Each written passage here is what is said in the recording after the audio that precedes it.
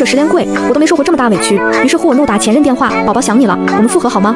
前任秒接，每次新赛季就找我，上完王者就分手。你把我当工具人，我懒得跟他废话，到底和不和好？不和好我挂了。和好，宝宝上号完要跟我。当晚热搜炸了，井号峡谷通天带给人当狗。井号新赛季当天，我下午正好没课，于是我信心满满地上号，准备征战峡谷。连跪5把后我没服，我不信王者荣耀还能让我输。连跪7把后我还是没服，但和我5排连跪7把的闺蜜看了眼她红彤彤的战绩，她犹豫不决地问道：宝，你还打吗？我因为闹心的队友气得脸热，打呀，赢一把就下线。闺蜜桑宁婉拒道：你打吧，我是老实了。桑宁下线后，5排车队解散，我开启了单排模式，然后又掉3颗星，至此连跪10把。桑宁再一次听到 defeat 后，她于心不忍道：宝，要不别打了，你已经骂骂咧咧下午了。我一整个大破防，这个射手真菜呀，我真服了，给他标信号了，为什么不撤退？我这辈子听的最大的谎言就是来个咬我带飞。桑宁却不认同，话不能这么说，江年是真的能带飞。我不高兴道：好端端的提他干嘛？江年是我网恋3年的前任，从高2谈到大1，半个月前我刚和他分手，因为他跟我提奔现的事情。天杀的，谁家网恋还奔现啊？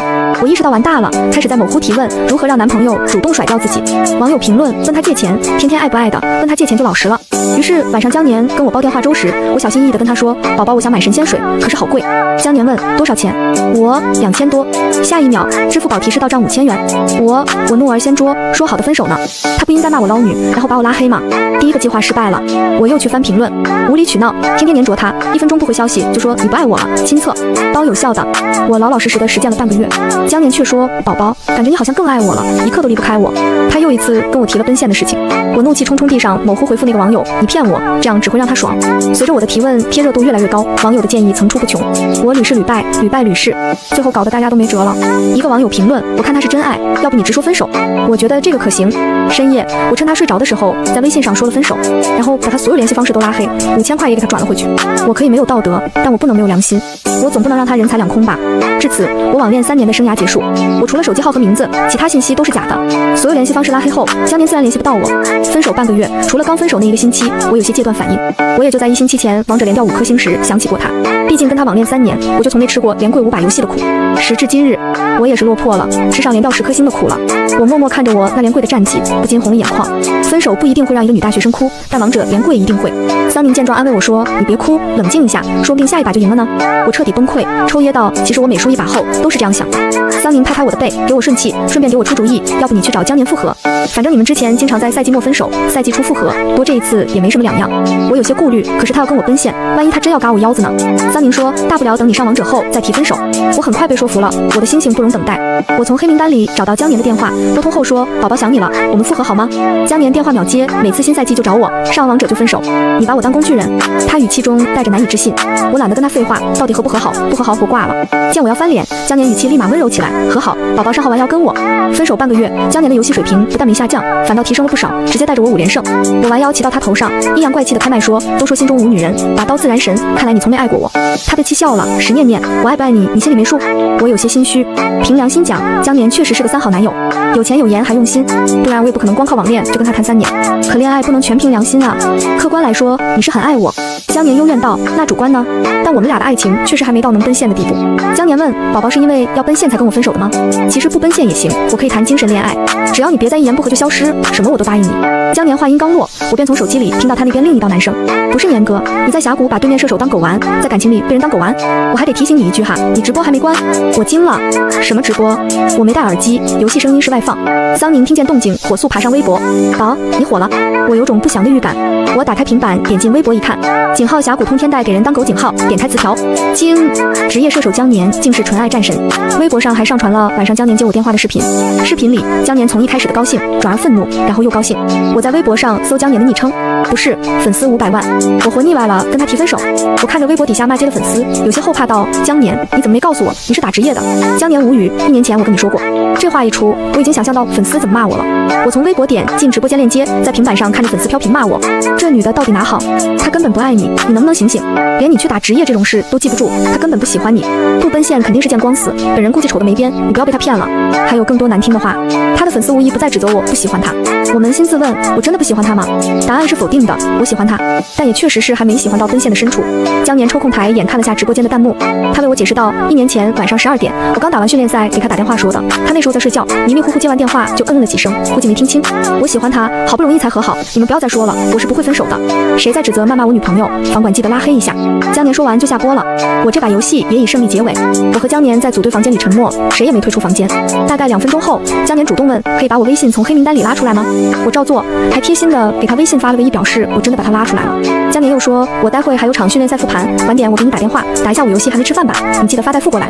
我打字发送，江年下线后给我发微信报备，大概8点多结束。结束后我给你打电话，我再带你上分。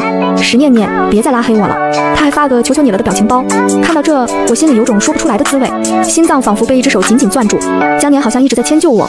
刚认识他的时候，我是真的把他当成上分工具人。都说绑 CP 来维持关系是最有效的。于是，在和他打了2个月游戏后的一个深夜，我在王者上给他发了恋人申请。第2天醒来，他就同意了。晚上打游戏时，他问我们现在是在谈恋爱吗？江年真的很纯情，也很好骗，不然也不会被我骗到手。网恋3年的时间里，他对我一直很好，情绪价值给满。3年内各种节假日的礼物红包没断过。高3最繁忙的时间，我一天只能给他发个早安晚安，他都没发脾气，一直迁就我的时间。其实我也挺喜欢他的，我也曾想过和他奔现、牵手、接吻，可这幻想很快被江年亲手打破了。1年前，我和他互相发照片，他刚把照片发我就在各大网站识图，果不其然被我找到了张一模一样的。这男的还是我对面那所大学计算机系系草，当时给我气的呀，盗图也就算了，名字也盗。碍于这2年的感情，我一直没拆穿他，直到他半个月前跟提奔现的事情，发别人照片还想和我奔现，笨个锤子，现实指不定长啥样呢。为此，江年一跟我提见面，我就跟他打马虎眼，眼看实在忽悠不过去了，我就开始想方设法的让他跟我提分手。但江年以为我是在耍小脾气，在我给他发无数次你不爱我了后，他给我发了首他唱的歌，让我做手机铃声。我点开录音文件，传来的就是他低沉的嗓音，我可以接受你的所有小脾气。江年不会以为他很浪漫吧？好吧，确实很浪漫，我都舍不得跟他提分手了。就连桑宁这个坚持生不奔现、死不见面原则的人都快被他感动了。桑宁在听了江年唱的歌后跟我说，要不你们俩别分了，他对你其实挺好的，不就是盗别人照片骗你吗？你给他打视频不就好了？说不定真是对面大学计算机系的系草呢。我反驳道，你是信我是能赚100万，还是信他是对面大学那个系草？桑宁的脸翻得比翻书还快，姐妹你发达了可别忘了我。删好友的那个晚上我犹豫过，脑子里2个小人打得不可开交。小白人骂我是渣女，欺骗别人感情，小黑人说江年不是好人，指不定把我骗哪去嘎腰子呢，到时候我就出名了。很快小黑人占了上风，我果断把江年删除拉黑了。没想到这才过了半个月我就找他复合了。江年不仅没怪我，还说不奔现也没关系，这让我情何以堪。桑宁一边吃零食一边刷着手机微博，他说完了念念，这下季草和100万你都有了。他激动地说，网友传俱乐部邀请江年打职业时给了8位数的年薪，那可是8位数啊，我这辈子都赚不到这么多钱。坏了，被我网恋到真的才华并茂还有钱的男神了。时间距离晚上8点越来越近，我开始焦虑起来。我跟桑宁发着牢骚，待会我要怎么和他说啊？我要怎么告诉他我以为他在发假照片骗我？我害怕他嘎我腰子，所以我才单方面拉黑他嘛。这话说出来鬼都不信。桑宁说此言差矣，江年说不定真信呢。晚上8点过几分，江年给我打电话，10几秒后我接了，空气中夹着些许尴尬。江年率先打破沉默，我听他的声音有些委屈。你知道在电话拨通的这10几秒内我在想什么吗？我问想什么？他说我在想你个小没良心的是不是又把我拉黑了？他松了口气，好在没有。石念念，还算你有点良心。江年说话的语气和以前复合的时候没什么两样。我高高悬起的心不自觉地放了下来，还能和他开起玩笑。我要没良心，早就卷走你那5000块跑路了。江年轻笑一声，念念5000块太少了，见个面500万都行。我惊得说不出话来，我之前以为他是骗子，现在看来我更像个女骗子。不过要见面的话，我穿什么好？我在脑海里把自己所有裙子都搜罗了个遍，也没找到满意的。见我没出声，江年解释道，我不是在逼你，我喜欢你，所以我想见你。不过你要是没准备好也没关系，我可以。他语气难掩失望。什么时候见面？我刚刚只是在想，要是见面了，我该穿什么？我是不是没跟你说过，我考上的大学好像就在你学校对面？江年欣喜道，真的吗？你现在方便出来吗？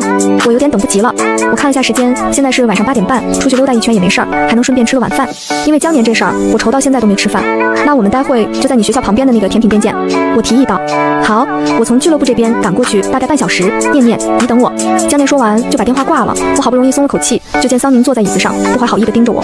我满脑子问号，你干嘛？桑宁嘿嘿笑了2声，这就等不及去见他了。女人，你真善变。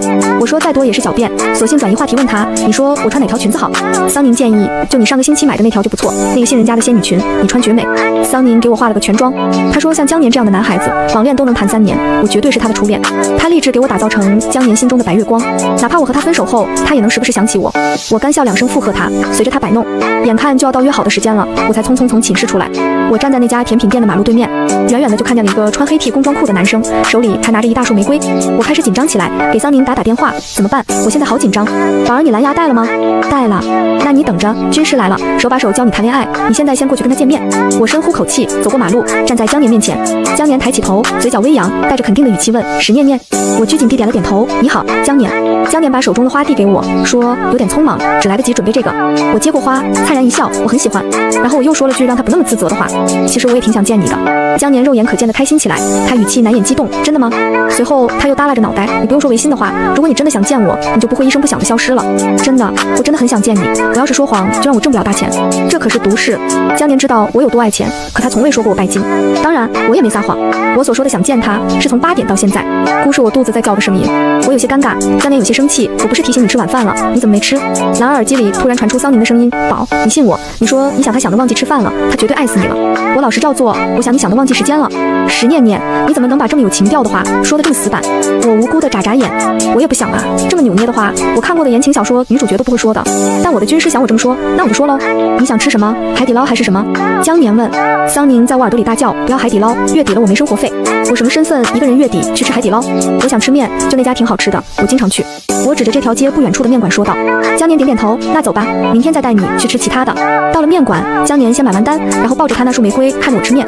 我保持着淑女形象，一小口一小块吃着，我嘴里叼着面条，还时不时抬眼看江年，只见他眼都不眨地盯着我看。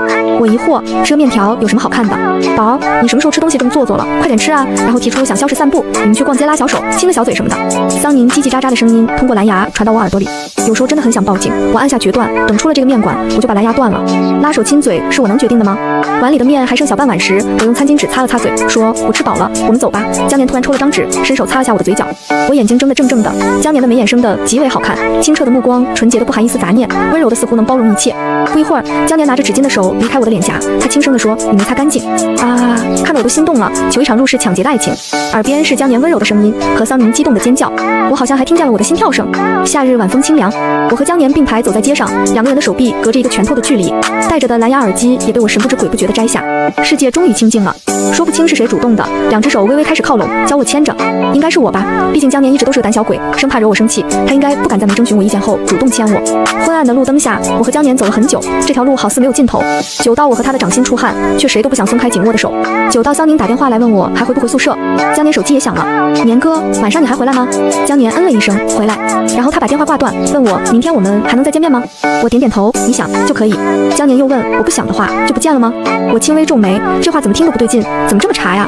江年，你上哪进修茶艺了？我只是想你多在意我一点，哪怕一点点。江年可怜巴巴道，我怎么不在意你了？给我亲一下，我就相信你在意我，喜欢我。我怎么就讨论到亲这件事上了？念念，求你了。江年真的很会撒娇，也很会拿捏我。我稍稍点头，答应了他。江年的吻轻而快地落在我脸颊上，感受到脸上的轻微触感，我羞涩地低下头，不敢跟他的目光对视。江年握着我的手轻捏两下，轻声询问，念念，明天还可以亲吗？我羞愤地挣开他的手，气鼓鼓道，不给，你以后也别亲了。怎么会有这样的人，亲了还要问明天可不可以亲？礼貌是好事，礼貌过头了真令人无助。江年伸手牵了下我的胳膊，把我带入怀里，在我耳边轻轻说道，那我就当你答应了。晚安，念念。我和江年分别在校门口，他打车回了俱乐部，我回了寝室。一推开寝室的门，我就看见3个室友坐在椅子上盯着我。桑宁率先发问，小手拉了吗？小嘴亲了吗？话音刚落，3个室友都开始唉声叹气。你之前跟他聊天不是说见面亲死他吗？对着那张脸你居然能把持得住？天哪，不知道的以为你们俩刚认识呢。面对他们的咄咄逼人，我欲哭无泪道，这不是跟他还不怎么熟吗？桑宁恨铁不成钢，3年还不熟。网恋奔现是这样的，我一副老成做派。桑宁无语道，搞得好像你奔了很多次一样。我就网恋过这么一个，我不知道别人见面是什么样，但我和江年好像确实有点不熟。被室友们一顿审问后，他们终于放我去洗漱睡觉。晚上躺在床上时，我拿着手机翻看和江年恋爱3年的聊天记录，从最开始的打游戏不一直到后面的宝宝上号，聊天记录停止刚刚。江年问我到寝室没，到了给他回个电话。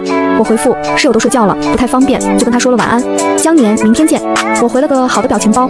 第二天和江年见面时，他穿了我最喜欢的白衬衫，手捧满天星向我奔来。随着江年离我越来越近，我的心也跳得越来越快，呼吸愈发急促，脸颊微热。此刻我才明白，原来心动就是这样的感觉。江年停步在我身前，单膝下跪，石念念，你愿意做我女朋友吗？我听到自己的声音回答他，我愿意。时间转瞬即逝，我和江年已经结束网恋半年了。这半年时间里，他总会在繁忙的训练赛中抽出时间间来兼顾学业和女朋友。他的队友更是笑他是时间管理大师。江年确实很厉害，我见惯室友谈恋爱时的3天一小吵，2天一大吵。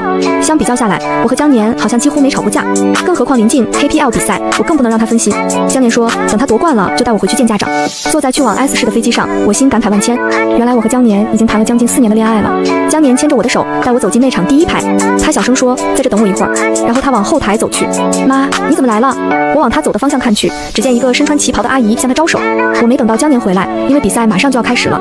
第1局，江年拿出他的绝活公孙离，我对他的公孙离有信心，这把肯定能赢。结果果然不出我所料，赢了。第2把，对面把公孙离进了，江年玩了敖隐，他的辅助还是朵莉亚，敖隐2个大招，对面根本拿他没有办法。结局早就注定，江年赢了。主持人宣布江年所在的 WG 战队夺冠的那一刻，我和在场的观众一样，站起身，热烈的给他鼓掌。快去啊，你害羞什么？你不是想个小玉送花吗？是刚刚向江年招手的那个阿姨，她正在推攘着站她身边的那个女生，让那女生上去送花。女生最后鼓起勇气，抱着鲜花上台去。